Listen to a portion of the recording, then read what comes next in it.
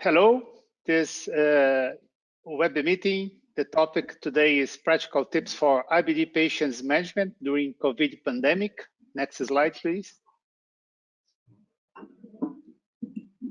Next.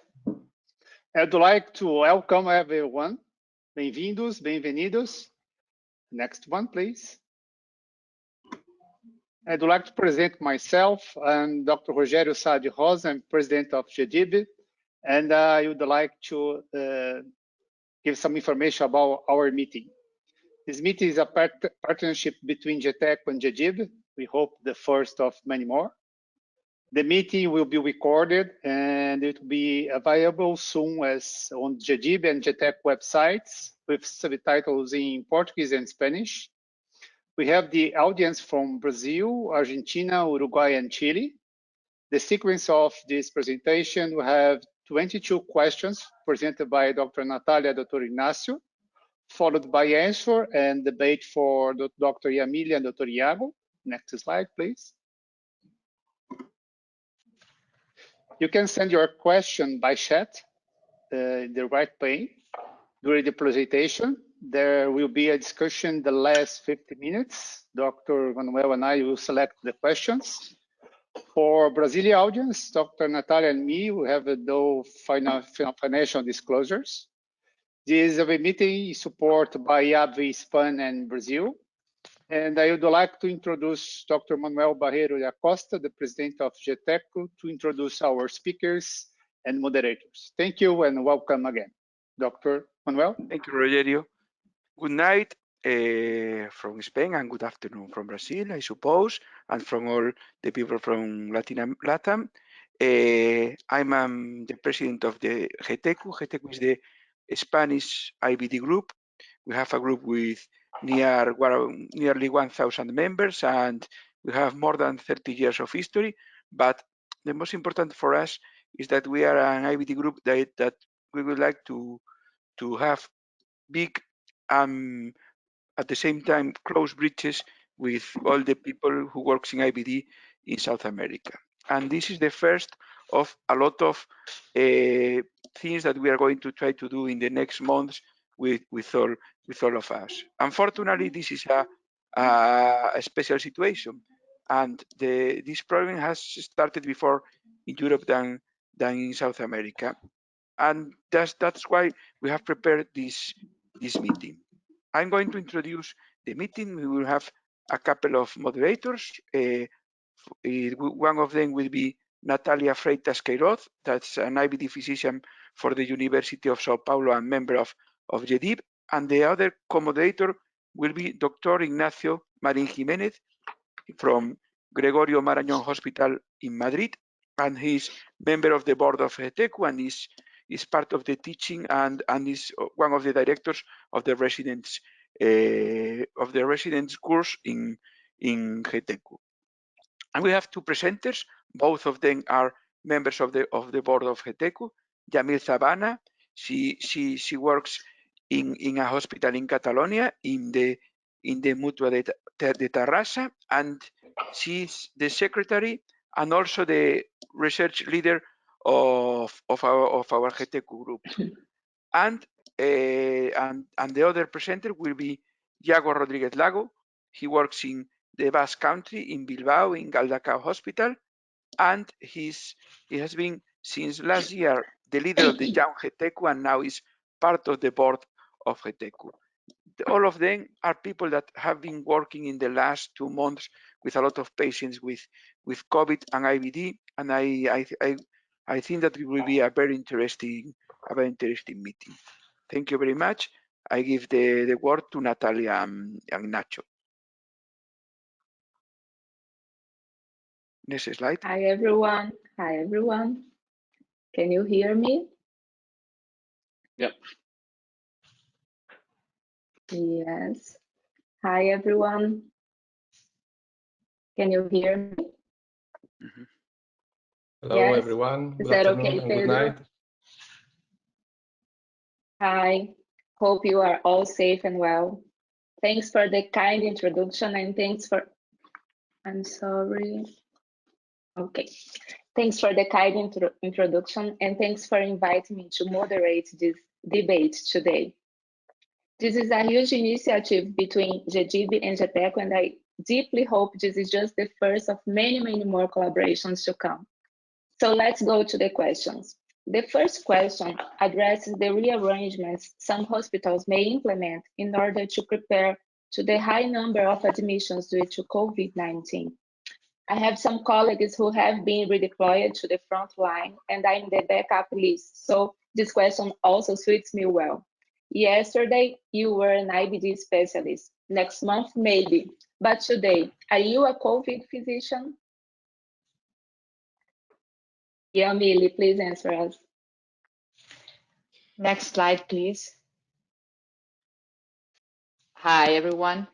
Yes, given the magnitude of the pandemic, many of us physicians, we have to leave our IBD clinics in order to treat all kinds of patients with COVID. Actually, as an example, I am dealing with patients with mental health diseases in the internal medicine department. Actually, I'm not in the gastroenterology department anymore.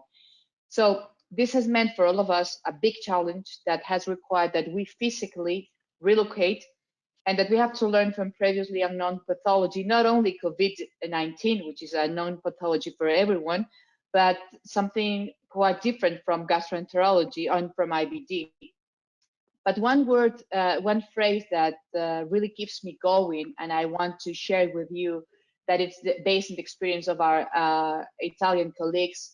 It's the one that it's written in the slide and says that besides our general role as citizens, we are required as physicians today more than ever to apply our knowledge, passion, and energy to the principles that we have dedicated our lives to, and this is the protection of health. And that's why it's kept us going in this change that we have done so far. Next slide, okay, please. Thank you, Yamile. Next slide. The second question, Yamile, is what is the current management protocol for treating COVID-19 in Spain? Can you explain us, please? Okay. Next slide. The first thing I want to say is that it can be vary from hospital to hospital, and actually in the same hospital it can change from one day to the other. But in general, the general lines is that for any patient, specifically in the pandemic, under the pandemic of COVID-19, that has fever, cough, or dyspnea, the preventive isolation is required, and we have to test for the SARS-CoV-2 RCP in nasopharyngeal samples or sputum, and then to perform sample tests like hemogram, biochemistry, coagulation, LDH, troponin, DMRD, arterial blood gases, and then electrocardiogram and a thorax X-ray. We suggest to perform a blood culture and the pneumonia antigens in urine, specifically the pneumococcus pneumonia, because up to 30% of patients have a co-infection with COVID and the pneumococcus pneumonia. Next slide, please. And then taking into account if they are positive. If they are positive, we can have no pneumonia or pneumonia. If they have no pneumonia, we have two groups of patients. The first group of patients will be a mild infection without comorbidities. In that case, what we suggest is a symptomatic treatment, telephonic vigilance, and discharge from the hospital. But if the patient has comorbidities or immunosuppressions, will be a lot of patients with IBD, what we suggest is to use hydroxychloroquine. Last week, we suggest to use azithromycin, and now we are not suggesting this anymore. So I point to this because this slide was done last week. So we are changing a lot in these days. 1 or 2 days of observation in the emergency room, and then consider hospitalization if the patient condition worsen. Next slide, please. But if the patient has pneumonia, we have three groups: the mild, the moderate, and the severe. We consider mild, moderate, and severe, specifically if they have respiratory insufficiency. If they have not respiratory insufficiency, what we suggest to do is hydroxychloroquine, azithromycin if they have pneumonia, amoxicillin clavulanic, 1 or 2 days of observation in the emergency room, and then consider hospitalization if the patient condition worsen. Next slide, please. But if they have moderate disease, that means that they have respiratory insufficiency, what we suggest is to use antiviral therapy, lopinavir and ritonavir, hydroxychloroquine, azithromycin, ceftriaxone. Always consider hospitalization, and then take into account that this patient may need anti-inflammatory treatment. And what do we say about anti-inflammatory treatment? First of all, we have to rule out bacterial infection. Be really careful if the patient is under between the 5th and the 12th day of the first symptom, because this is the most important moment when they can have this inflammatory cascade. And then if they have this 13 or dimer D more than 700, or LDH more than 300, and fever for more than 3 days, we suggest to use high doses of corticosteroids, and you have the doses here. Next slide, please. And the last point is when they have a severe disease. And this is basically when they have this, they need mechanical ventilation. So we have the same treatment, antiviral treatment, hydroxychloroquine, azithromycin, ceftriaxone, ICU. And if the patient has a criteria for ICU, what we suggest is to take into account if they can use remdesivir or tocilizumab, which is an anti-interleukin 6 treatment. And always consider the anti-inflammatory treatment I have explained so far. This is what we do and we are doing now in Spain. Thank you, Jamile. Next slide, please, Pedro.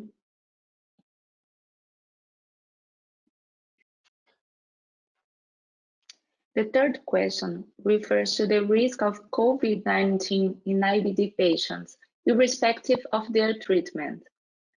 Is there any risk? Okay, the next slide, please. Okay, with the available data, we have that it's been shown that IBD patients are not in a higher risk of these infections, not only the infection, but to develop the disease. And maybe the reasons of this fact are due to a better adherence of protection, social distancing, and hygiene measures that they are used to because they are under immunosuppressants for a long time before.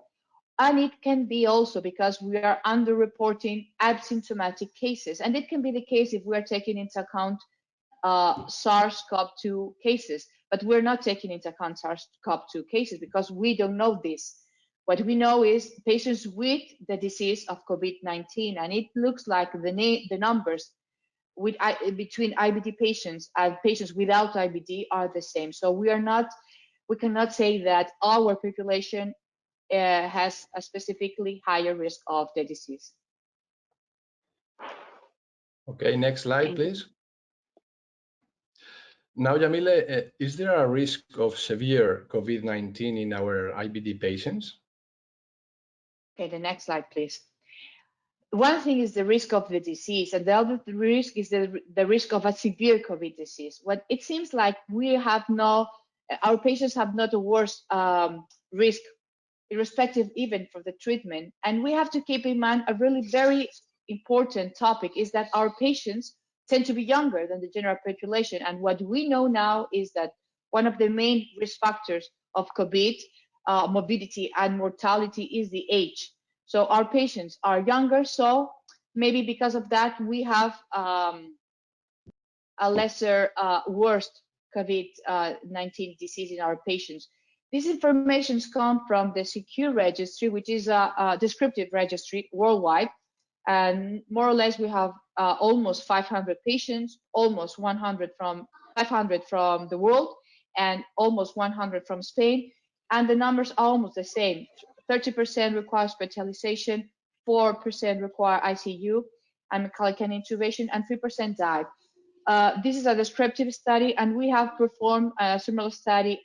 Yago Rodriguez Lago, that is going to participate in this webinar, has reproduced this data in the northern Spain, in the Basque Country.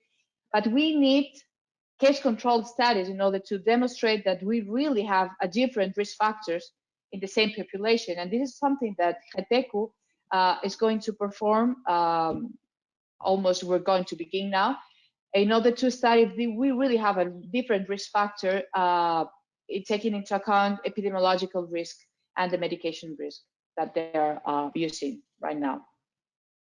Thank you, Jamile. Next slide, please, Pedro. I'm sorry. This is the same. You can keep. This is the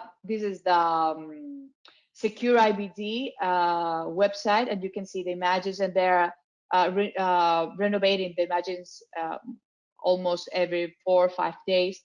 And this is the numbers from the last renovation. The next slide, please, Pedro. What we know is we have 3 different groups of patients. We have the high risk, the moderate risk, and the lowest risk. The lowest risk, begin with the last group, will be patients that need the general population messages. The social distances is the most important thing. And those are patients that use not immunosuppressants, and it can be the antidiarrheal medication, antibiotics, or salicylates, or even corticosteroids with a local action, even if they are systemic. The moderate risk will be a little more strict in the social distancing, will be patients using any kind of immunosuppressant, and patients that have a moderate active disease.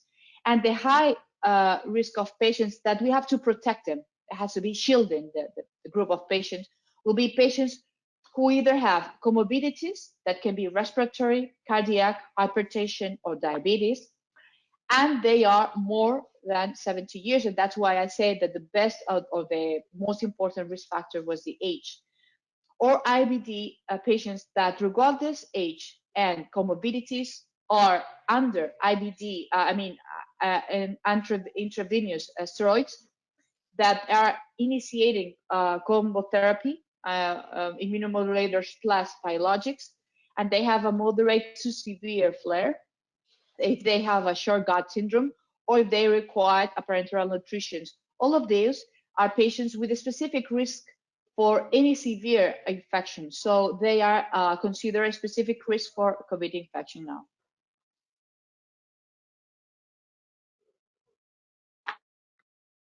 Next slide, please. Natalia.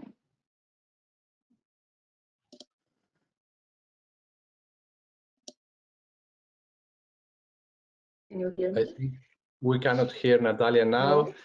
No. Pedro, I think something is happening with my microphone. No, we can hear you now. No, yes. Now. Yes.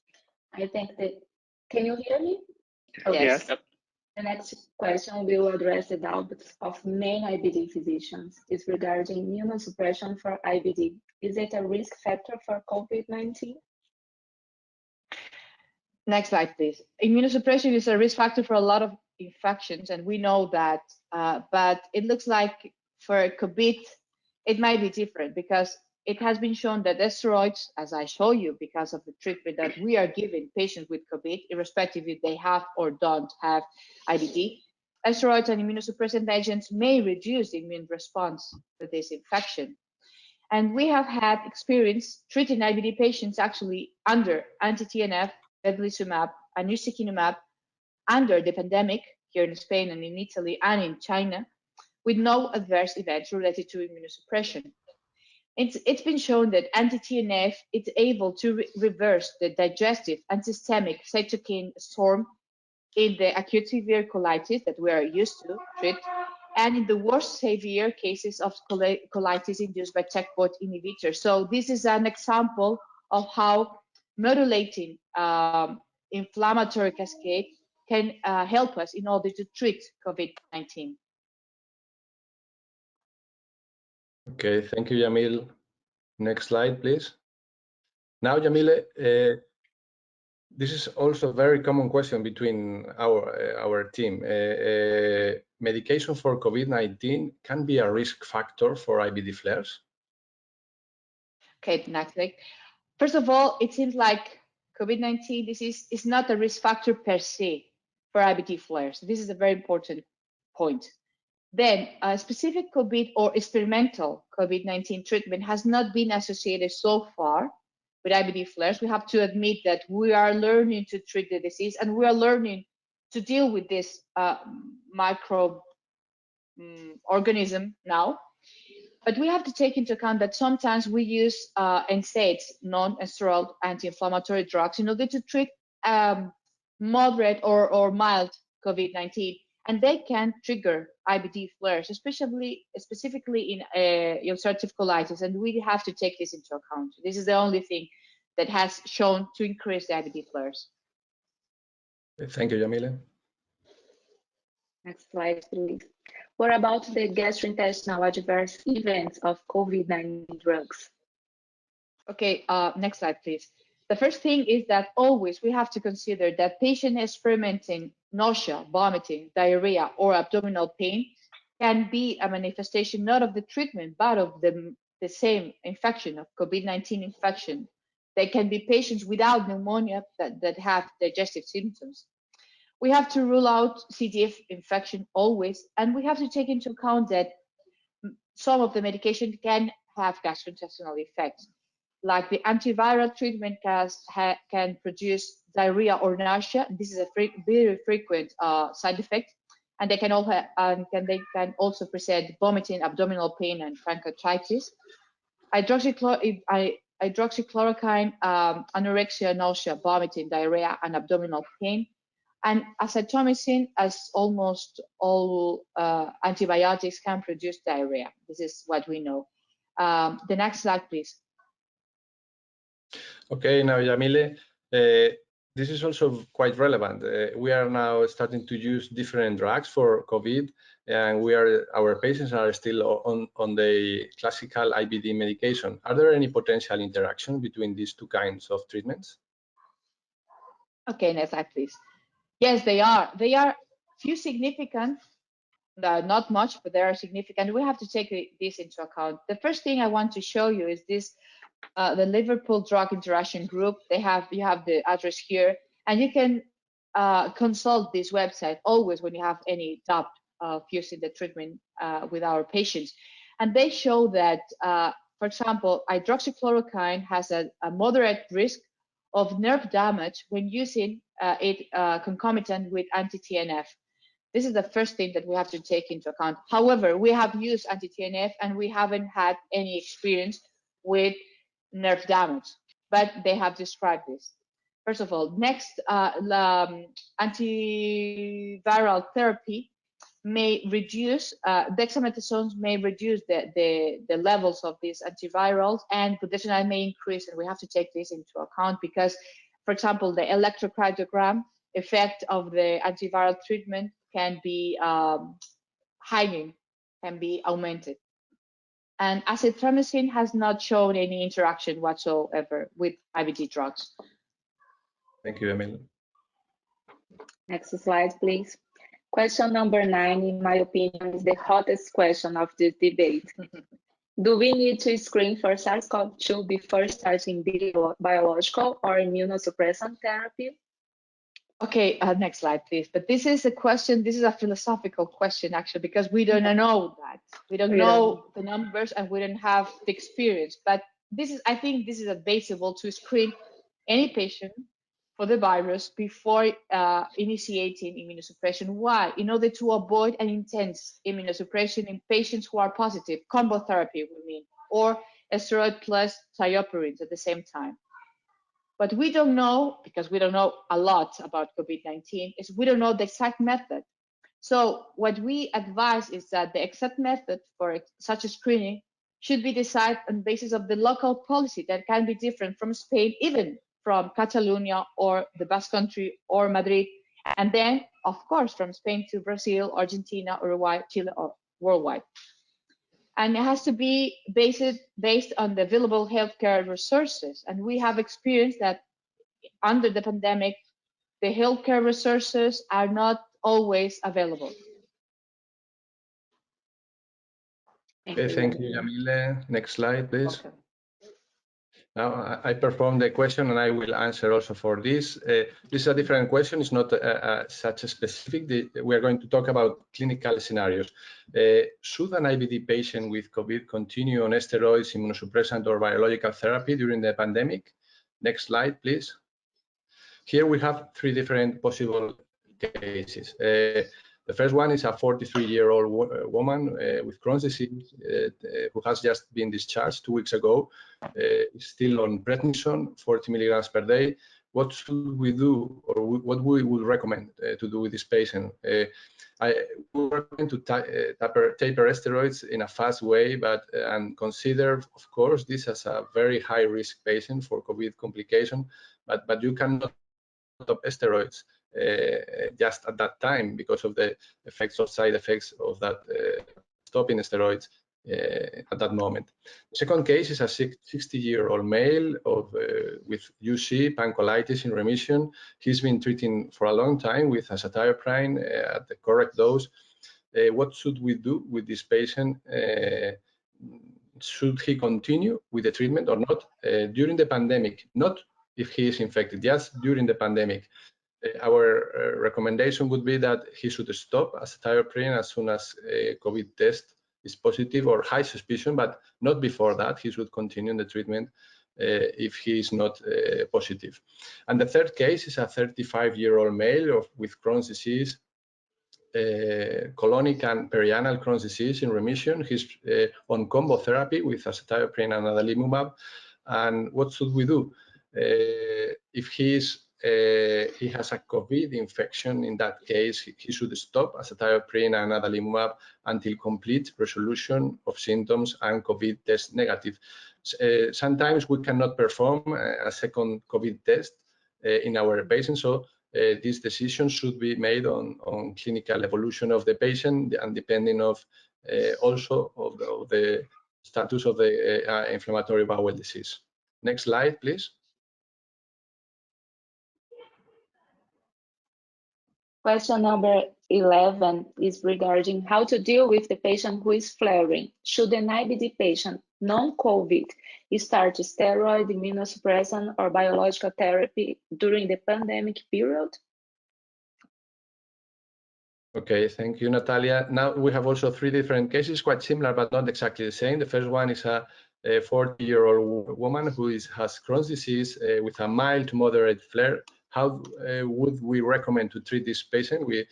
I think that this is a perfect case for oral budesonide. Budesonide is, I think, this one of the oral topical acting steroids are one of the best options nowadays in this situation, and of course, this patient could benefit from that. The second case is a 55-year-old male with pancolitis who was diagnosed 5 years ago. He's now on azathioprine, steroids, he's anti-TNF refractory. This is a very severe case. This is not the most common one, but we can find that. And what should we do? Of course, there are many options. We can consider start on cyclosporine plus vedolizumab, but consider him as a high-risk patient for COVID infection. Tofacitinib should be balanced, but it is not forbidden in this case, and we have to think about that. And of course, always consider the possibility of surgery.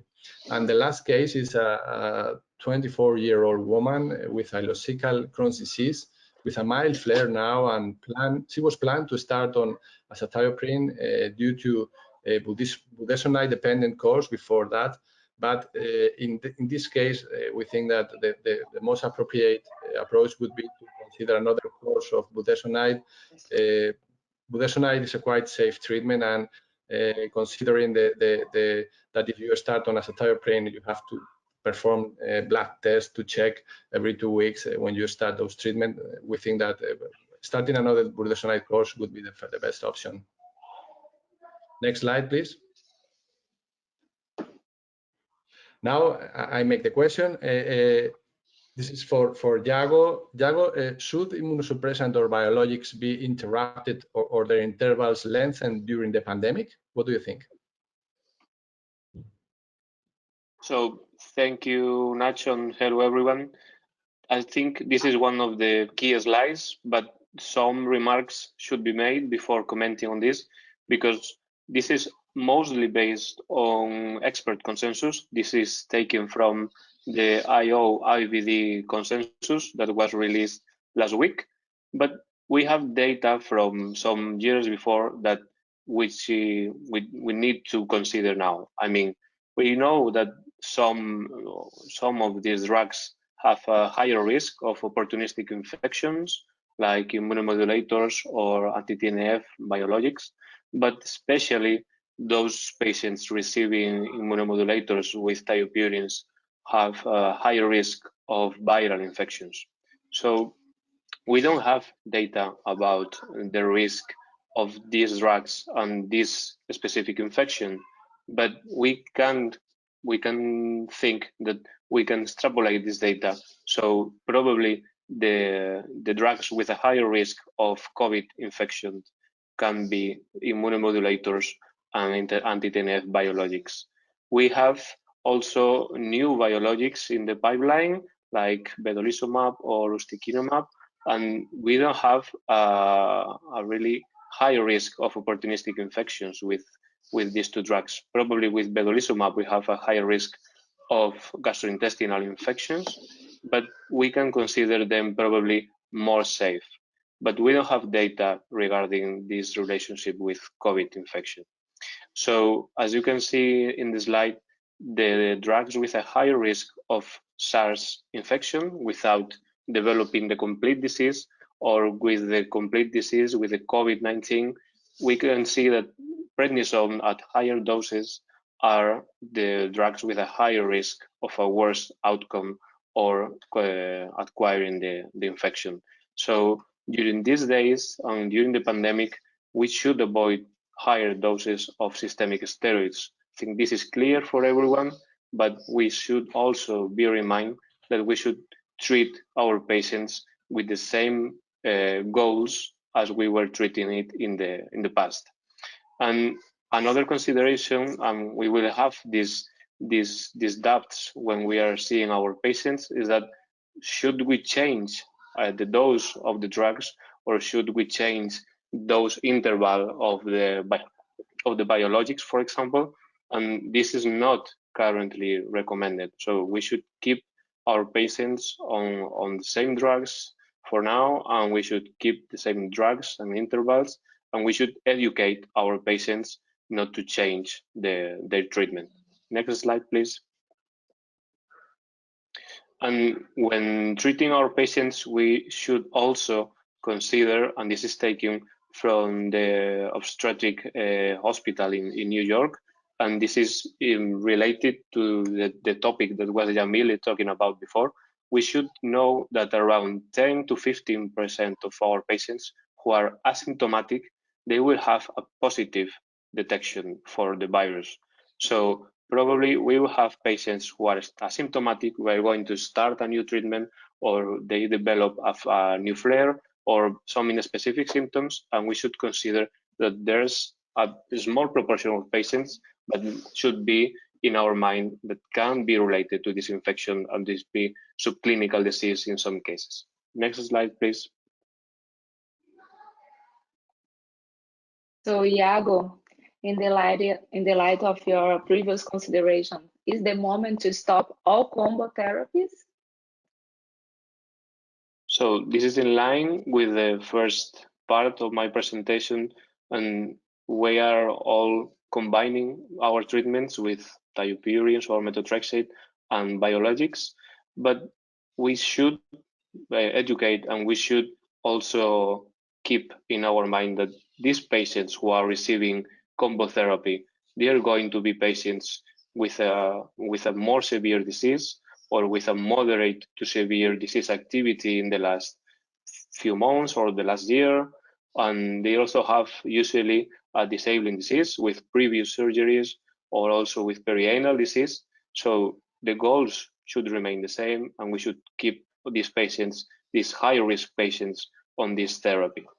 But we should also know that probably in this combination therapy, the immunomodulators should be the candidates for making some changes. I mean, if we have patients in stable remission for a long-term remission, that we were probably considering to withdraw one of the drugs, probably this is the time to consider to withdraw the immunomodulator, but always ensuring that the patient is in clinical remission.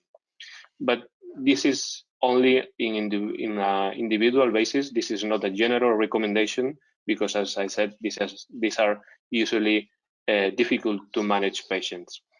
And it should be always in our mind that all these patients should stop the immunomodulators if we have the clinical suspicion of COVID infection or a positive detection of the virus without the infection. Next slide.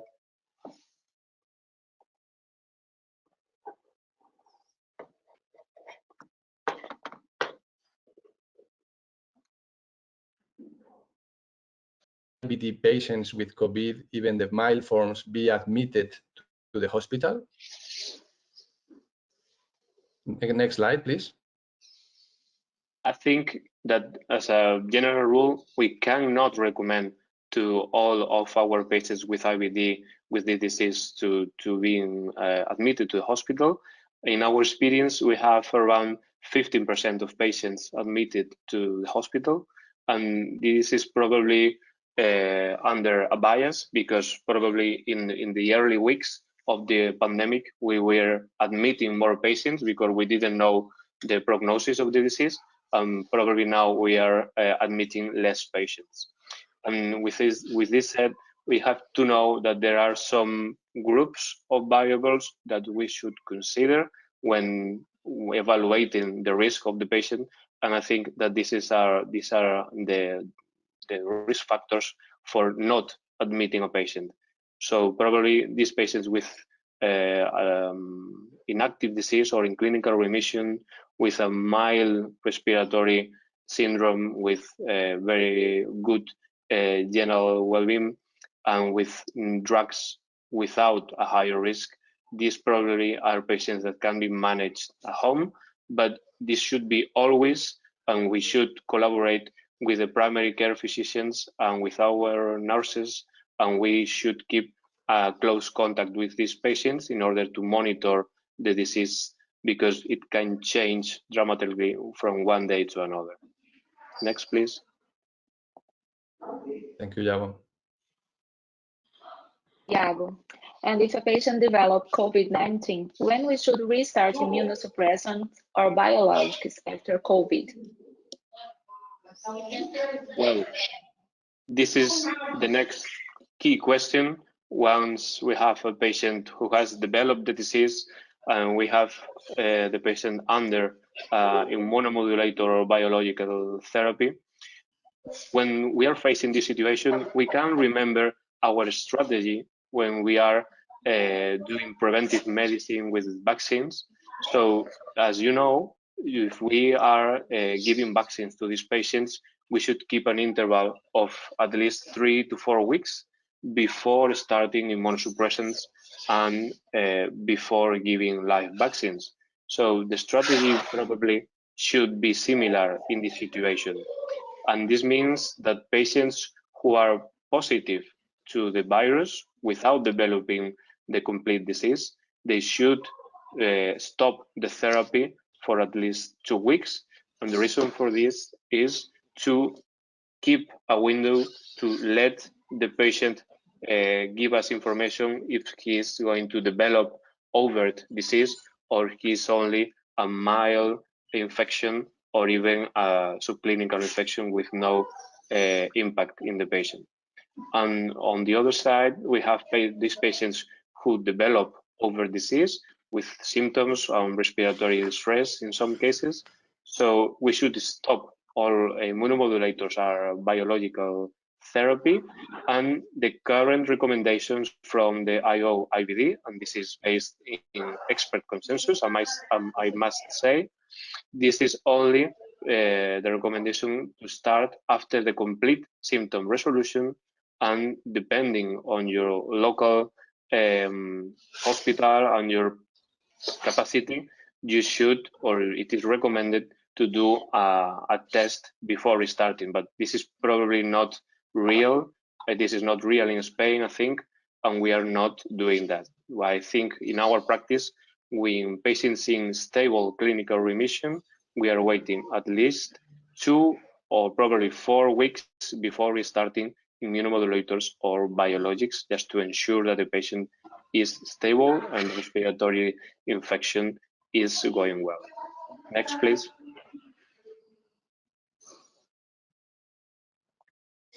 Okay, now Yago, what do you think about this? Should all face-to-face medical consultations for IBD patients be postponed during the pandemic, or what do you think?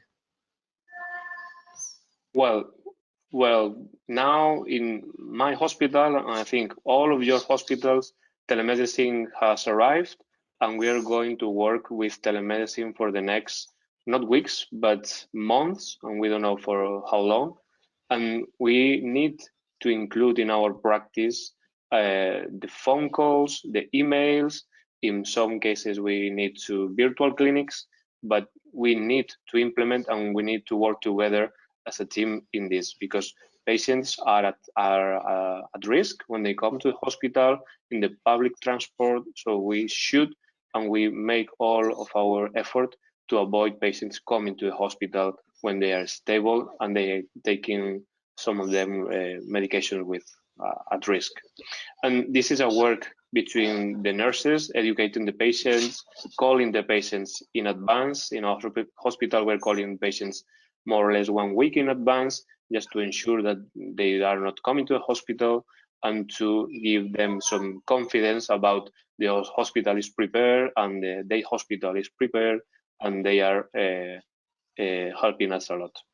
And sometimes you're not going to be able to say to the patient, you can't stay at home forever, because they need to come to hospital to do some blood tests. But we are also trying to reduce this burden as much as possible. For example, with thiopurines, we are trying to stop the monitoring in those patients who are in a long-term treatment without adverse events.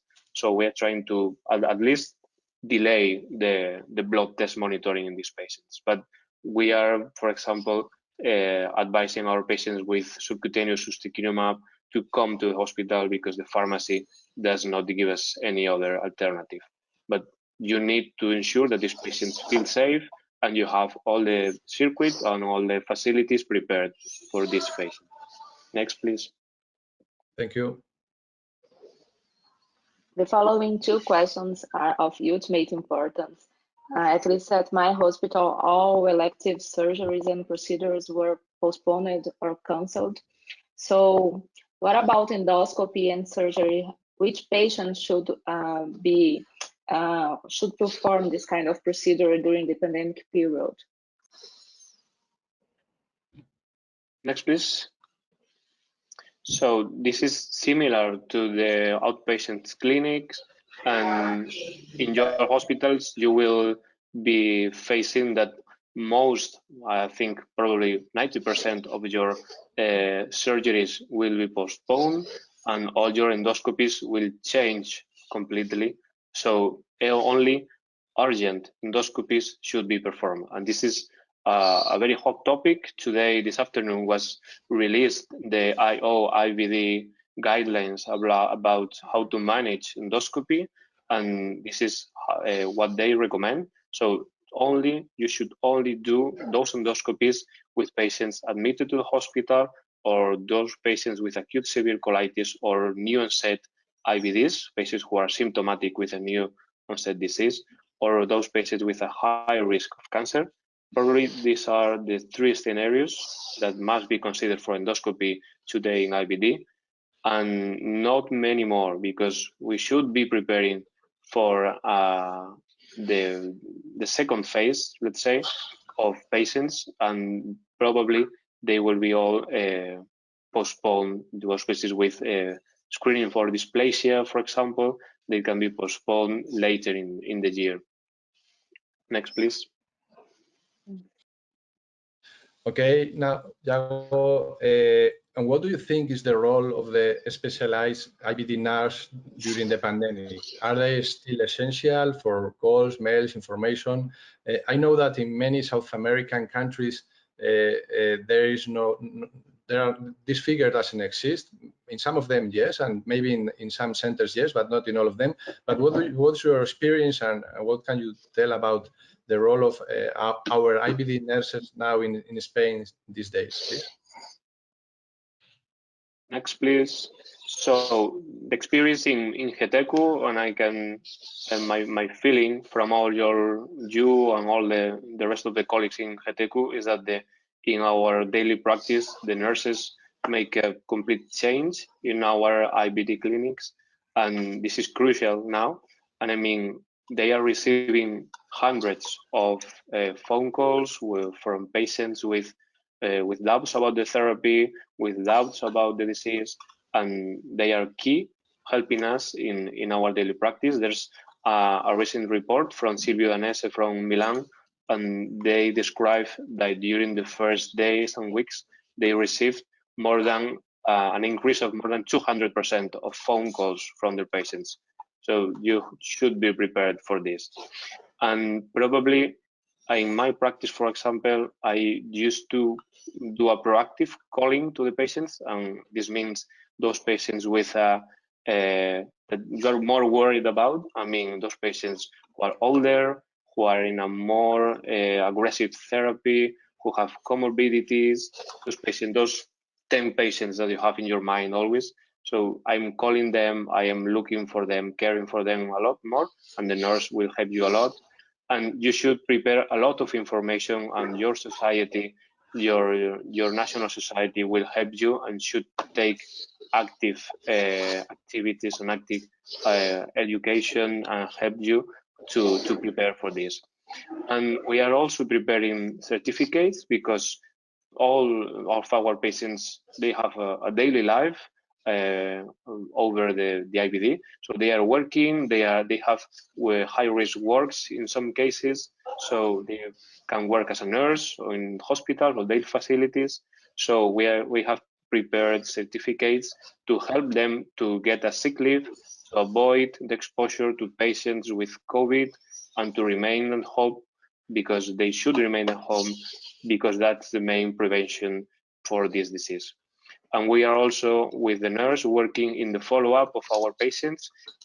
Part is with the primary care physician, but the other part is by ourselves with the nurse, or ourselves calling the patient and the follow-up after the infection to know when it's the best moment to restart the immunosuppression.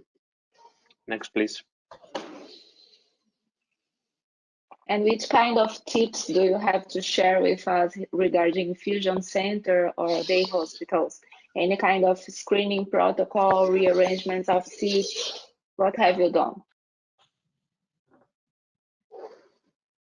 Next, please. Thank you.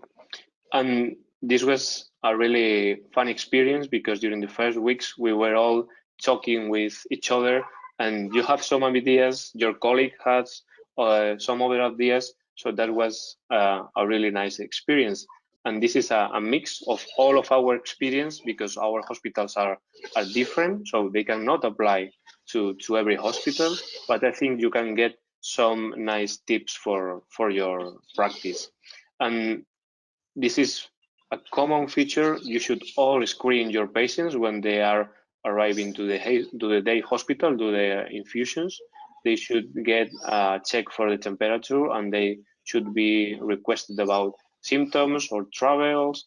And all patients, if you have some of these features, they should not get the infusion directly, and they should be evaluated by the physician.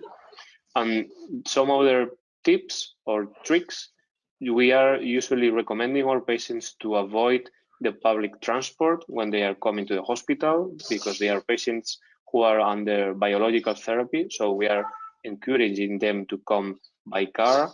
And we are also trying to avoid them to wait in the waiting room. So they come to the hospital, they wait in their car, and they get a phone call from the hospital. Okay, we are prepared, your seat is prepared, you can come inside, and you are not waiting in the waiting room with 10, 20, 40 people, and this may reduce the risk of infection. All the providers, the healthcare workers, and all the patients should be wearing the face mask and the gloves, and the seats should be separated, and always with a separation, physical separation, if possible. And we are always trying to do a drive-through consultation, and this means we are going to the day hospital at each infusion. So we are taking care of the patients in the day hospital just to try to delay the next consultation and to avoid more travels to the hospital.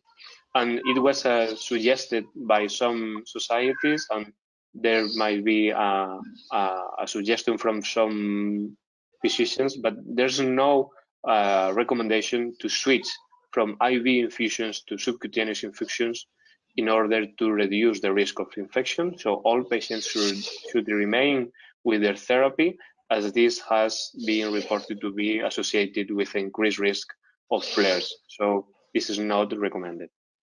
Next, please.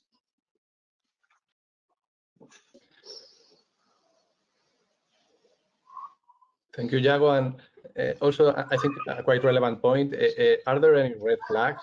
Are there still severe IBD patients that need our priority care, and we should be quite focused on these patients, please? So, as I said before, and Yamile was discussing about how should we manage our patients, the goals should remain the same, and this means clinical remission and avoiding steroids and avoiding surgery should be our goals, including today and during the next 6 to 12 months. But there will be patients who are severe. IBD has its own prognosis, and we will need to see physically some patients, and probably some cases like this, because perianal complications can be disabling and they may need surgery. So these patients should be evaluated in the hospital. Those patients with Crohn's disease with a clinical suspicion of an intra-abdominal complication, or those patients with some extraintestinal manifestations, for example, some cutaneous manifestations like pyoderma gangrenosum or erythema nodosum, they should be evaluated in the hospital due to the severe course that they have, and they must be evaluated in the hospital. Next.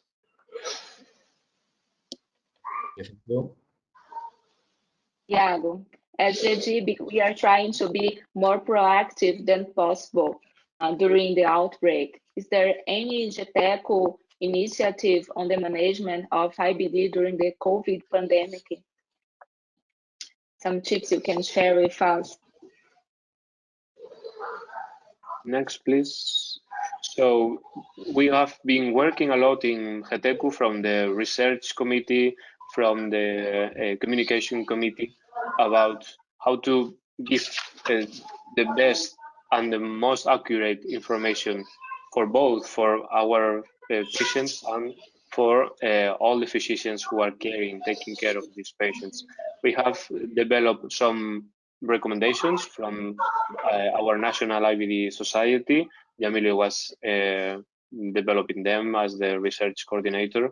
And we have also implemented a section, a specific section in the website, as you can see, coronavirus and IE.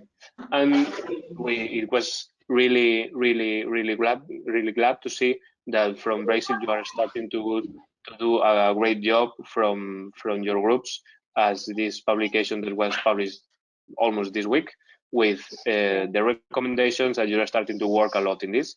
So this is, I think this is the way for our patients and for our colleagues. Next, please.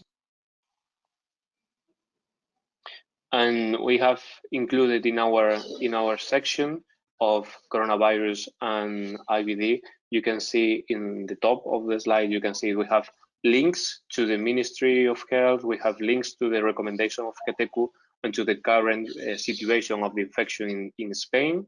We have also a directory of all the IBD units in Spain with the phone number, with the email, and we have also included information about how is that unit working. And that means, are they doing telemedicine? The day hospital is working normally, or it has changed its location, for example, and if the pharmacy and the drugs are delivered normally, or if there is something interesting for the patient. And it was also a great finding in your website, and we have been discussing with you, with Natalia and Rogerio, that you have included also a risk score in your website, and this is useful for everyone taking care of these patients, and also for these patients to see their current risk. And this is a very nice initiative, and I think this is very clear, very nice, and very practical for the next weeks and months. Next. And thank you so much. And this is all from our presentation, and Jamili and all the moderators, we will be happy to take questions, and Rogerio and Manuel are coming, I think. Okay, are you listening me? Yes. Yeah. Yes. Yes, okay. We have 6 questions. You try to do the first 3 ones. You can take yourself, someone can answer. The first one, how many patients with IBD who use immunobiological did you see were affected by COVID-19, and how was the evolution? Sandra from Brazil. We have the data from 1 week ago. From our experience, we have experience in 14 patients in our area, and under biological therapy, we found 18% of patients who developed the COVID, and we have around 30% of patients were taking monotherapy with immunomodulators. We had a 5% mortality overall in the overall cohort, and we didn't find a worse prognosis in these patients taking either combo therapy or monotherapy with some of these drugs. So at least, as for now, they look safe. Okay, thank you. The second question is, do you agree that patients with IBD have the level of soluble ACE2 is upregulated in the peripheral blood of IBD patients, raising the possibility that this isoform could contribute to limit SARS-CoV infection? Roberta from Brazil. Okay, I think that's a very interesting question. This is not, we have not good data to answer this question.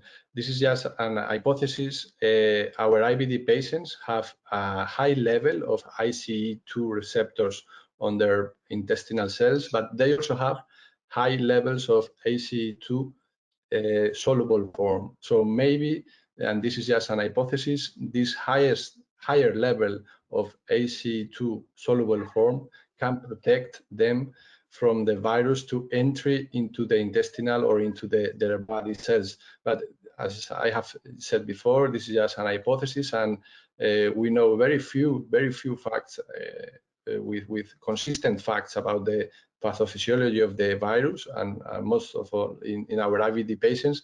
But this is a possibility that should be answered with data in the near future, I hope. Okay, thank you, Nacho. The third question is, do you think that the use of immunobiological is a protection factor against the toxic inflammatory response that occurs in COVID general population? I already answered that question, Rogerio, and I think that with the evidence that we have so far, it looks like they are protective because, especially in the second and the third week of the disease, they experiment a cytokine syndrome, an inflammatory syndrome due to the infection. So it looks like our patients are more protected due to the effect of the drug. So we don't know that for sure, and we need more studies, but it looks like they're protective so far, yeah. Okay. Okay, we have a lot of questions, but we are going with some of them. This is from Beatriz Lade from Uruguay, and is when would you suggest that an immunosuppressed patient should be advised to leave home confident if he or she lives in a country that didn't reach the pandemic peak and just had maintained a pandemic plateau? I think this situation is the same as we have here in Brazil. We don't have a kind of peak yet. We are in a kind of plateau. And according to the British Society guidelines, most of immunosuppressed patients are classified as moderate risk, so they should follow strict social distancing more than sheltering. Of course, we would like to have them sheltering as much as they can, but it's not always possible to wait until a vaccine is available. So we would advise for those patients strict social distancing and work from home as much as they can. Here we have a I very don't know if interesting. you agree. Yes, if you agree, if you all agree, because we don't know how long we will stay in this plateau. Yeah. Natalia, we don't know that answer, so we agree with you so far. I mean, we're gonna So make difficult. the same. Yeah, it's difficult to answer. I think we have a very interesting and practical question that I suppose that I prefer the answer of all of you, because it's something that we have a lot of colleagues, doctors, nurses with Crohn's disease, with UC that are being treated with immunosuppressors or biologics, and they ask us, should we go on working?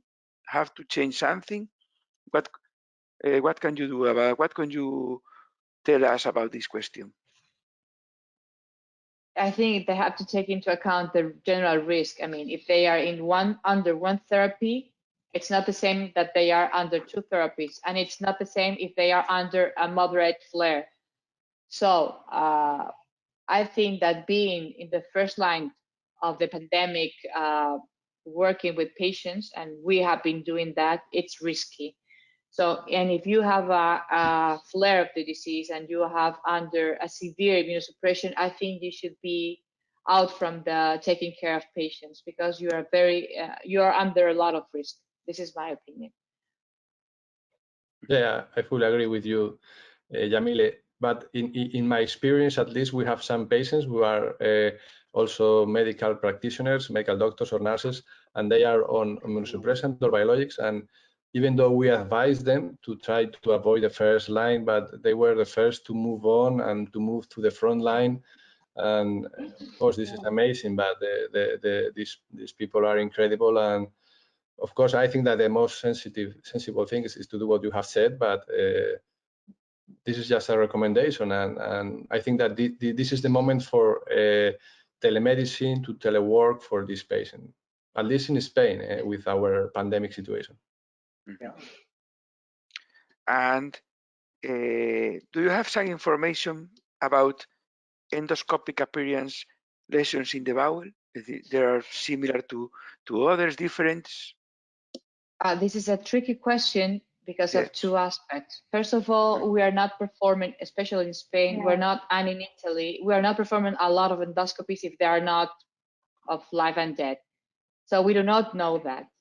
But what we know is information coming from necropsies of patients in Italy, and they have shown that they have, and in China as well. So they have shown different kind of inflammation due to the virus, and it can be of two reasons. First, the direct attack of the virus, and then the organ damage due to the inflammatory or the immune response. So they have shown that we can have degeneration, necrosis, and even shielding in various degrees. We can have stenosis, stricturing. However, it doesn't look like it's a common problem in our patients, because they are not complaining a lot of bloody diarrhea or abdominal pain after the pneumonia is resolving. So we don't know that. And it doesn't look like the intestinal damage is a primal aspect of the disease. However, we know that we can have this inflammation, but it doesn't look like this is as important as the pulmonary effect. And the only data about the possible inflammation in these patients comes from Austria. There's a most case series with patients with COVID, with diarrhea and without diarrhea, and they evaluated the fecal calprotectin, and it can be increased, the fecal calpro. We have no data about endoscopic evaluation, but the virus by itself can increase fecal calprotectin, but that doesn't mean that this is going to to cause a worse outcome of the IBD or significant lesions. So there's no more information than that, I think. Great. We will finish with the questions. I would like to congratulate you all. It was amazing IBD discussion. Thank you, Manu, for our GETECCU and GEDIIB partnership. Thank you, Nacho, Yamile, Iago, Natalia. Thank you very much. I would like to present the last slide, please. The next slide. Just to a Brazilian audience, we have our IBD week in Brazil. We moved to October due to the pandemic. I would like to invite you all to our first Brazilian IBD week. Thank you very much. Manu, I pass to you to discuss, to finish our web meeting. Thank you very much. Thank you. Thank It was you. a great pleasure. It was a great pleasure for us to share with you. And as we have told, it will be the first of long collaboration between the two societies. That the data of your meeting will be the same of our GETECCU meeting. It's something that we are going to go on working together. Okay. Thank you very much. Thank you all. Bye. Thank you. Okay, Thank you bye-bye. all. Thank you. Bye. Congratulations. Bye-bye. Bye-bye. Bye.